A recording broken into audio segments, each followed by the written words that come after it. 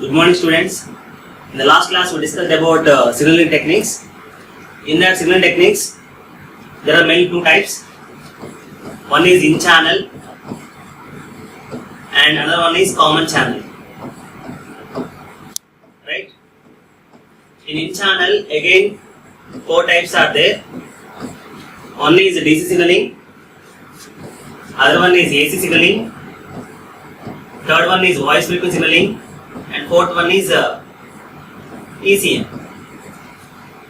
And we've seen that DC and AC signaling are cheaper, but these techniques are not suitable for FDM or TDM, because nowadays we are using FDM and TDM techniques for signaling. Okay, so AC and DC are not preferable. So coming to voice frequency, it is used in FDM. Okay, coming to voice frequencies, again two types are there. One is in-band signaling, another one is out-band signaling. In in-band signaling, we have seen the frequency range is 300 to 3400 Hz. So which uses voice frequency band, and coming to out band, it uses from 3400 to 4000 Hz. And we've seen that because of this narrow bandwidth, we cannot able to provide more number of signal informations. Okay, and after that, we see common channel association. In common channel, we see two things. One is channel association, and another one is channel non-association.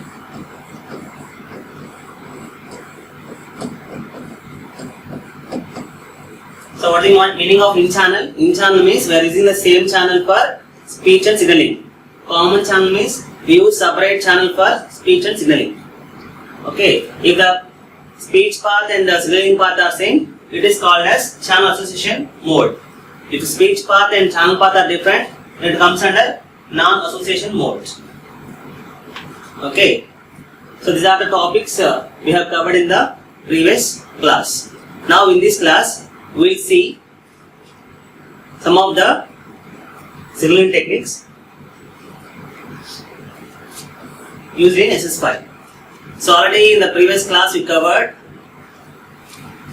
with respect to CCITT, there are 5 signaling standards are there. What are they? SS1, SS2, SS3, SS4 and SS5. In the previous classes, we covered about SS4 because SS1, SS2, SS3 are very old system standards, signaling standards. So we are discussing only the advanced signaling system standards, SS4, SS5, and SS5 we have one more concept called SS5Bs. So these three signal system uses only single frequencies, whereas SS4 and SS5 uses compound frequencies. The difference between SS4 and SS5 is SS4 does not contain extra inter-register signaling, whereas SS5 uses 2 out of 6 multi-frequency signaling for inter-register signaling. That is the difference between SS4 and SS5. And one more thing is, coming to SS5, this is mainly designed for providing intercontinental signalings. Okay, SS5 is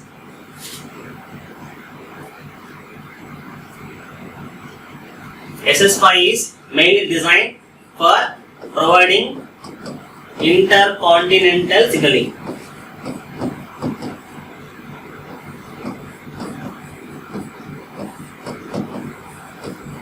So since we are implementing this for intercontinental signaling, it is we have to utilize the channels or trunks effectively.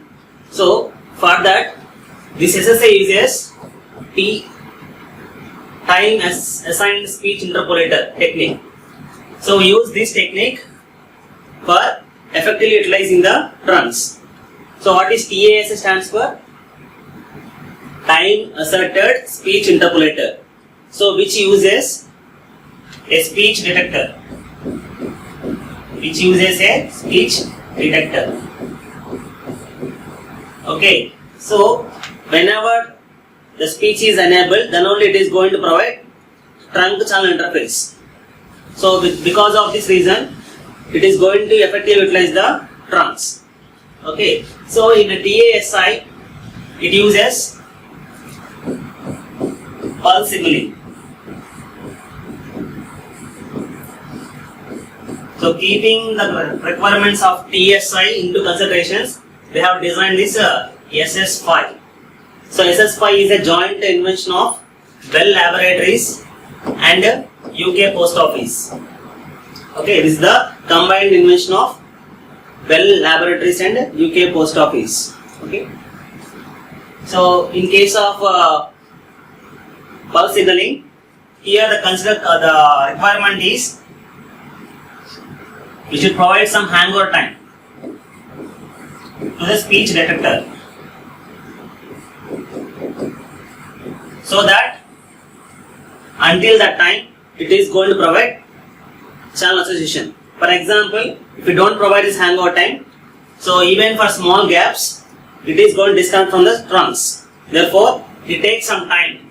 Some delay is there between to establish connection between channel and trunk. So in that time gap, the speech may clip off. So because of the reasons, generally we are going to provide some hangover time to the speech detector. So once the hangover time is completed, then it is going to isolate the trunk from channel. Okay. So in this technique, we see some drawbacks. So because of pulse dialing, one drawback is some of the portion of speech or signaling may clip off. Okay. So to avoid that, we go for continuous compelling. In case of continuous compelling, the speech or signal may not lost, but the system becomes slower. So based upon these two reasons, generally they are going to prefer pulse signaling. Okay, these are topics so far we covered in the previous class. Now in this class, we'll see what are the techniques you can use to use this pulse dialing for inter-register signaling.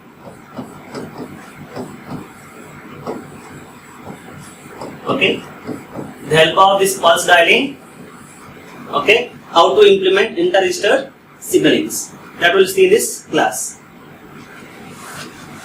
So there are generally two methods are there. So one is called as what is this? En bloc method. Actually, this is called as en bloc method.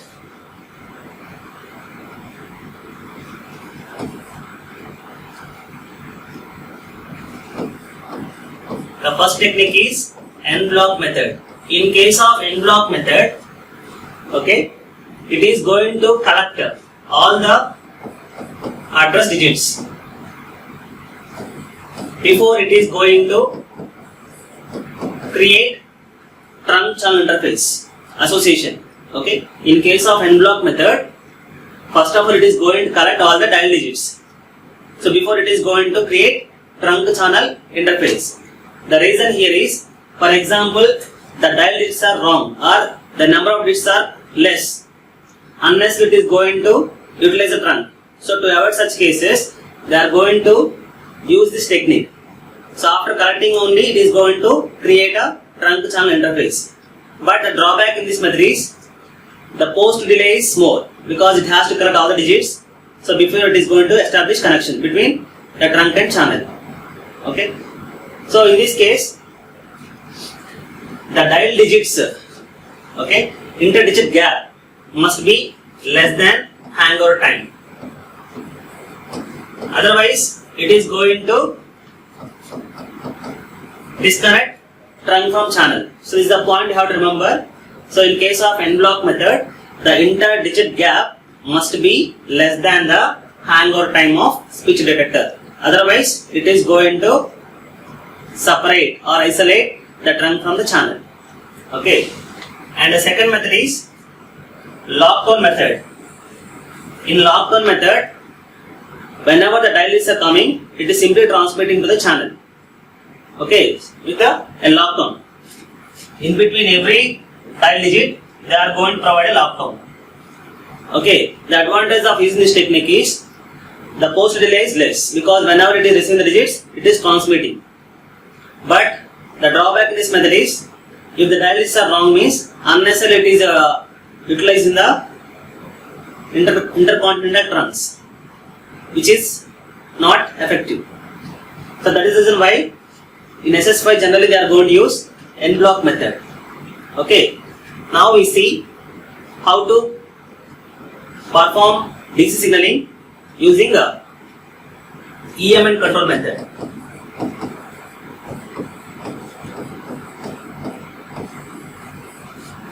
Okay. So EMN control, signaling control. Okay. Generally, it requires some standard method for transferring signaling information between the switching equipment and signaling equipment. So to provide this standard signaling, there are three types of EMN controls are there. Type 1, Type 2 and Type 3. Type 1, Type 2 and Type 3. In Type 1, it uses two leads. One is called as E lead, another one is called as M lead. In case of Type 2, it uses 4 leads, which is used for full duplex mode. Whereas this two lead system is half duplex, whereas Type 2 is a full duplex system. So a compromise between Type 1 and Type 2 is Type 3, which uses only 3 leads. Now in this class, we will discuss only the operation of the Type 1 EMN control system. Okay. So here the conditions is this M lead can able to carry the signal information from switching system to the signaling system only. We use generally this M lead only to carry the signal information between the switching system and signaling system only. Whereas E lead is used to carry signal information from signaling system to the switching system or switching equipment. So with these constraints, we are going to analyze the operation of this EMN control. So here two exchanges are there, exchange A and exchange B. So now my objective is to transmit this signaling from exchange A to exchange B. Okay, generally this EMN control is used for providing DC signaling. Okay, so here this is exchange A. You can see here two leads, E lead and M lead.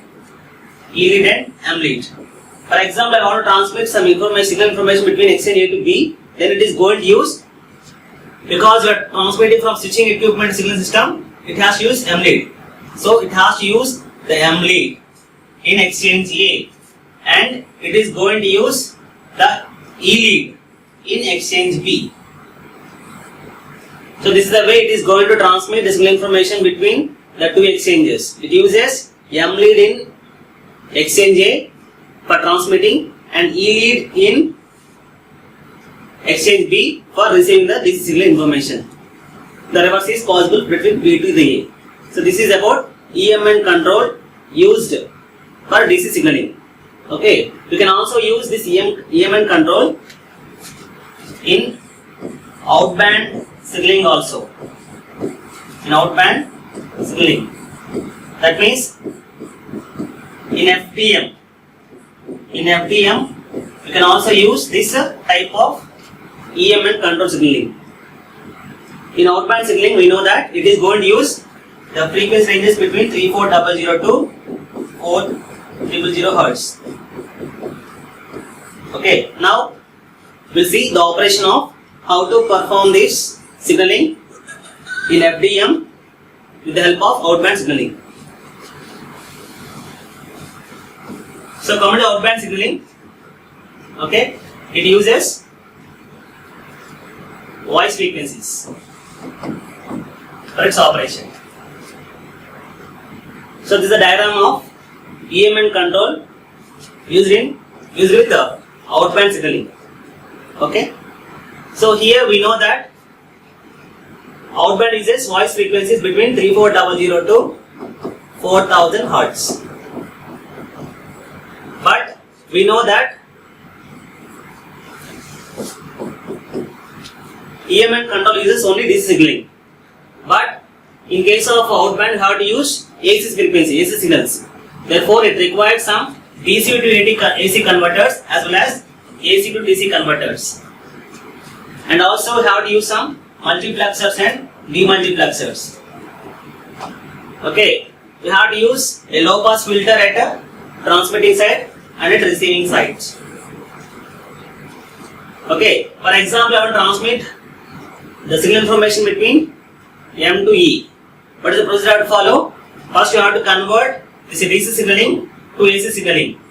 So the output here is AC, and the input is speech. This is because you are transmitting both speech and signaling in the same channel. It is called as in-channel signaling. You have to transmit both speech and signal information on same channel. So that is the reason why you have to use a modulator, so that it is going to carry both speech and signal information. So at the receiving side, you have to use a demodulator to separate the speech and signal information. So we have to design this low pass filter in such a way that it has to receive only the low frequencies. That is, the frequencies in between 300 to 3400 Hertz, which are nothing but your voice frequencies.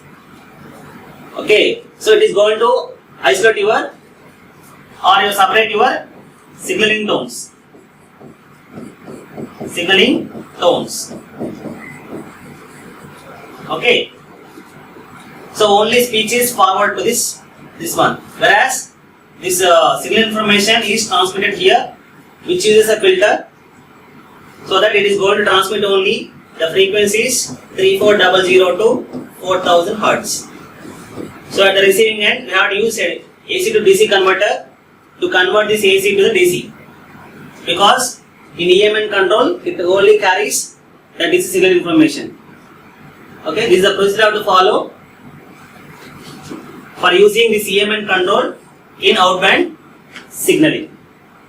Okay, so with this we completed the FDM. So the last one in channel is PCM. Now in PCM, nowadays we are using only PCM techniques.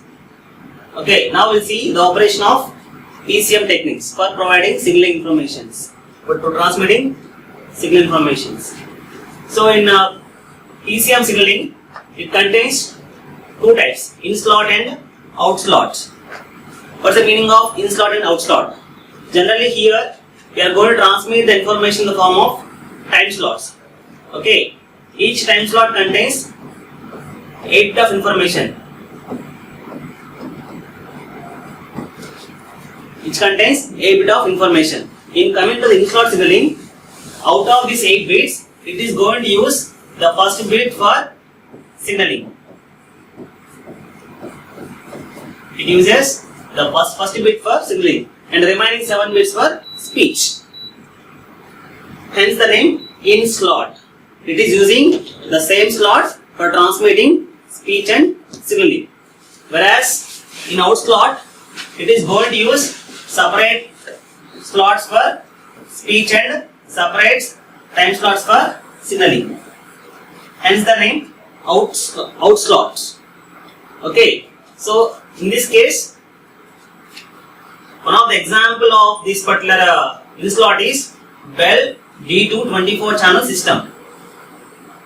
Okay, and one more thing here is, since you are utilizing 1 bit for signal information, the bandwidth is less when compared for in-slot signaling. Generally, it contains 64 kbps. Because of using in-slot signaling, it becomes 54 kbps. 53. So it uses a reduced bandwidth. Okay, in case of in-slot signaling. Whereas coming to out slot, since I am using all the 8 bits for signal information, it is having more bandwidth when compared to the in-slot signaling. So for out slot signaling, the example is CEPT 30 channel system.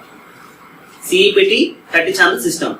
Now we'll discuss about what is Bell D224 channel system and what is CE-bit 30 channel system. How it was worked for transmitting your signal information. So coming to the Bell D224 channel system, it is a combined, it contains the combined features of Bell D124 and UK Post Office 24 channel system, multi-frame system. This Bell D224 contains both the features of Bell D124 and UK Post Office 24 channel multi-frame system. Now we'll see what is D124 channel system. In case of D124 channel system, it uses an extra bit. Generally, here it contains 192 bits because it contains 24 time slots. So each slot contains 8 bits of information. Therefore, it is going to give 192 bits. Total of it contains 192 bits. So along with 192 bits, it is going to use one extra bit, which is used for frame synchronization. Okay, so this Bell D124 channel system is using an extra bit for frame synchronization. Totally it contains 193 bits. So because of using 193 bits, it is having a line bit rate of 1.544 Mbps instead of 1.536 Mbps. Okay. Now coming to the UK Post Office 24 channel system, it uses multi-frames. So it total contains 4 frames structure. Okay. Now we'll see the structure of this UK Post Office 24 channel system. So in this UK Post Office 24 channel system, another important point is first bit position of first 16 time slots in frame 4 are used for frame synchronization. Okay. Now you see the diagram. So this is the UK 24 channel multi-frame system which contains 4 frames. So each frame contains 24 time slots. TS stands for time slot. Each time slot contains 8 bits. Out of these 8 bits, in each time slots, first bit is for signaling and remaining 7 bit is for speech. Hence the name in slot, because you are using the same time slot, we are transmitting both speech and signal information. Hence the name in slot signaling. Okay, and frame 1 and frame 3 are same. Coming to frame 2, so bit 1 is unused. In all the 24 time slots, bit 1 is unused and remaining 7 bit is for speech. Therefore, the bandwidth is less. Coming to frame 4, now in the first 16 frame time slots, every first bit is used for frame synchronization and remaining 8 bits is for speech. So this is about a 24 channel multi-frame system. Okay, now the combined effect of D1 and 24, D1 and UK 24 is used in D2.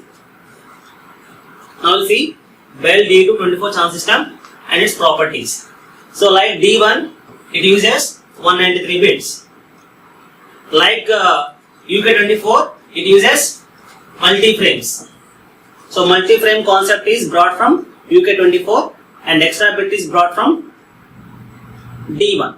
So this D2 contains both extra bit as well as multi-frames. Totally it contains 16 frames. Whereas in UK 24 contains only 4 frames, whereas this D2 24 contains totally 16 frames. So 12 frames. Total contains 12 frames. So frames 6 and 12 are used for signaling frames. Frames 6 and 12 are used as signaling frames. Already we said that we have to use 1 bit for signaling and 1 bit for frame synchronization. In the remaining frames, that is from 1 to 5 and 7 to 11, they are meant only for speech. That is all the 8 bits. All the 8 bits are used for speech only. Whereas in frame 6 and 12 only every first bit is used for speech signaling and remaining 7 bit for speech. And this 193rd bit is used for frame synchronization. So here odd number frames are used for frame synchronization and even ones are used for multi-frame synchronization. So for given frame synchronized frame, it uses the odd number of bits, odd number of frames, and the even ones is used for multi-frame synchronization because it contains only 16 frames. For multi-frame synchronization, it is going to use the even frames 1 bits, 193rd bit.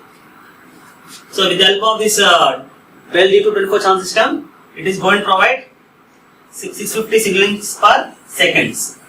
It is going to provide 650 signalings per seconds with 2 bits per signaling.